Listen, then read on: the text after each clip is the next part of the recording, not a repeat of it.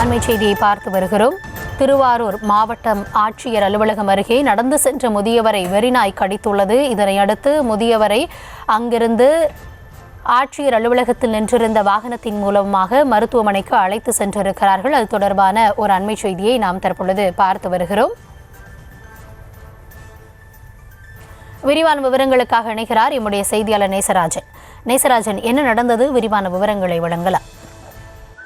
கௌதமி, திருவாரூர் அருகே விளமல் பகுதியை சேர்ந்தவர் விவேகானந்தம். இவர் ஓய்வு பெற்ற நீதிமன்ற ஊழியர். இந்த நிலையில் நீதிமன்றத்திற்கு சென்றுவிட்டு மாவட்ட ஆட்சியர் அலுவலகம் வழியாக பேருந்து ஏறுவதற்காக சென்று கொண்டிருந்த பொழுது மாவட்ட ஆட்சியர் அலுவலகத்தின் வளாகத்தில் நின்று கொண்டிருந்த வெறிநாய் அவரை காலில் கடித்து கொதறியது.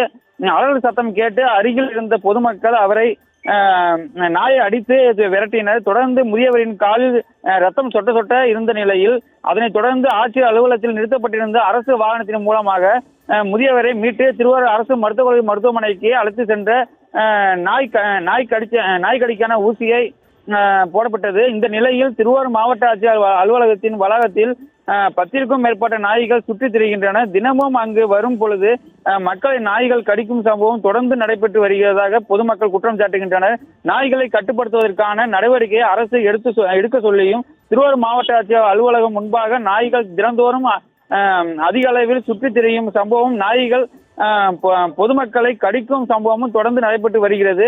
ஆகையால் நாய்களை கட்டுப்படுத்துவதற்கான நடவடிக்கை மாவட்ட நிர்வாகம் மேற்கொள்ள வேண்டும் என பொதுமக்களும் சமூக ஆர்வலர்களும் கோரிக்கை வைத்துள்ளனர். கௌதமி, விவரங்களுக்கு நன்றி நேசராஜ்.